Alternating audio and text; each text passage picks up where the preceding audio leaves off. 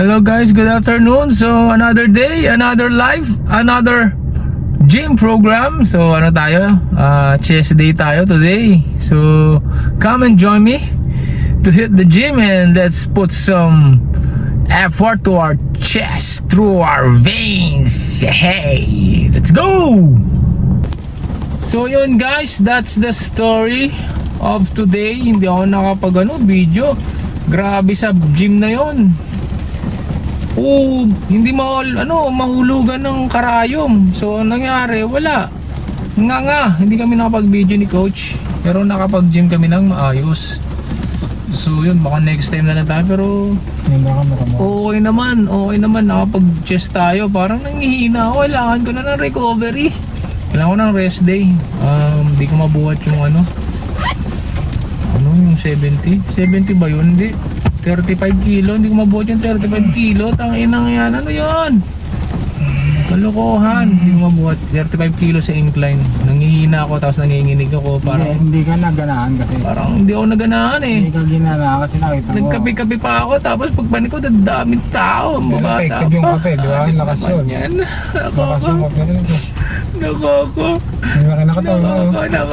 Nakakalungkot. Pero ang maganda ron, napag-gym kami ni coach. Yung mula ka nakatawan ni coach tangina, biceps pa lang yun Portida pa yan, inom yan, walang humpay. Tapos nag-aayak uli siya mag-inom. Pero may pasok tayo. May chicks doon, ang ganda eh. Hindi tayo pwedeng mag-inom pag may pasok. Sana makilala ko yung chicks doon. Yun ang goal niya, yung chicks. So yun, ako tayo, hindi pwede. Ang isang babae lang sa buhay natin ay nag-iisa lang. Saka okay din pala ron, mas mura ang doon. Kaso mo, pangit yung mic. Mas mura ang monthly. Pero kasi yung pagkakaiba ng equipment doon versus dito kay standard. Sa aming coach JM, mga high-end equipment doon. Mga branded, no?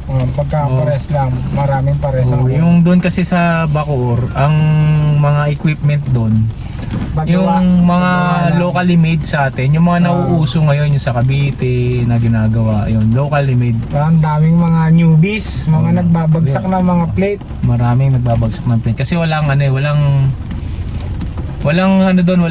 tawag dito, walang trainer ang nagbabantay. Kasi nagdadala ako ng garapon, ibabato ko sa kanila. Hindi naman nila kasalanan yun kasi walang sa kanila, walang nagtuturo ng proper etiquette sa gym. Pero syempre, ngayon GNC na so all information is available through net. So kailangan sila nagre-research ba? Research, maligo rin. Sipilyo bago pumunta sa gym. Binabagsak kasi nila yung mga plates. Si Tukay na bagsak, hindi kasi di ba bagsak basta maligo, baho eh. Ang gagaan. Tapos yun, kung mabigat sana, okay, reasonable na ibagsak kasi dapat talaga ibagsak yan kaysa ka mag-accumulate ng injury. Pero kung if you looking at mga 200 pounds lang for hindi dapat binabagsak. Kawawa kasi yung yung flooring. Kasama sa gym etiquette yun. So yun, marami lang medyo disturbing pag nagbuhat ka ron kasi magugulat ka in the middle of your sets. Tapos ka pa, lock in, naka-focus ka, bigla na naman bugabog. Okay lang yun sa gym kasi hindi naman library yun na tahimik. Pero yun nga, pagtingin mo mga 30 pounds na dumbbell lang, tapos the way they drop yung dumbbells, hindi may kasamang force. So masyado siyang malakas. Pero most likely pag binagsak mo kasi yung 30 pounds na dumbbell, kumbaga yung normal lang gravity, hindi siya ganun kalakas. Pero pag exerta mo siya ng additional effort ng kamay mo, ginaganon, talagang alarming yun disturbing, sobrang lakas. Kahit nasabihin mong may rubber mat yung flooring. Pero yun, that's the story for today. So hindi tayo nakapag-video, next time na lang. Baka siguro ako lay off muna siguro for 3 o 2 days. Masyado na ako overtrain araw-araw kasi kahit na walang tulog. Yun, pahinga muna, recovery. Pero syempre nagre-recover din naman yung katawan ko. So ang mahalaga sa gym is yung tulog, yan, saka yung pagkain. Pag wala kang tulog na maayos, mahirap kang mag-recover. Yun, mahirap kasi panggabi ako guys.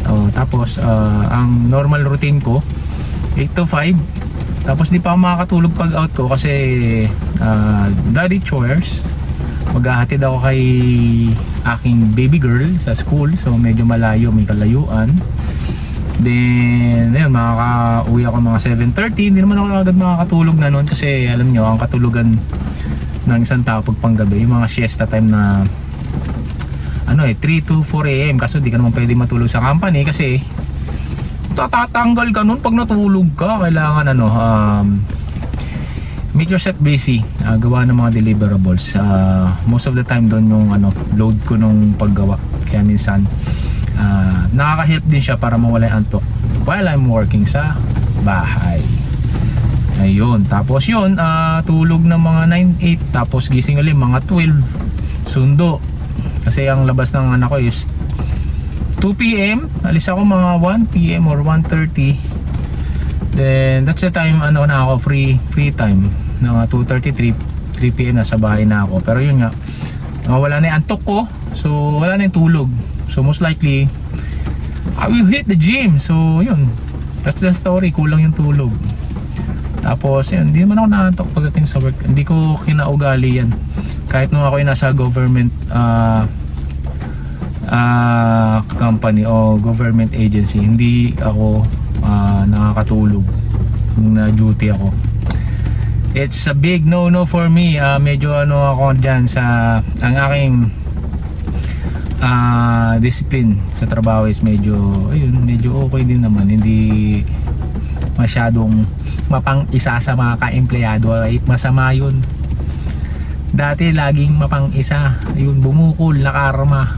Hindi pa naikaso, kaya wag nyo nang uulitin. Learn from your mistake guys, ha. So yun, konting kwentuhan. So bye bye guys. Next natin, workout natin. Baka I don't know, baka bukas iba na kasing katawan ko eh. Pag yung hindi ako napapawisan, hindi na ako na papakali. So maybe light workout para medyo lang, maka-recover yung different parts of the natin body. Yun guys, so yun, thank you. Thank you. Bye bye sa susunod na video. Sing Ho Bing.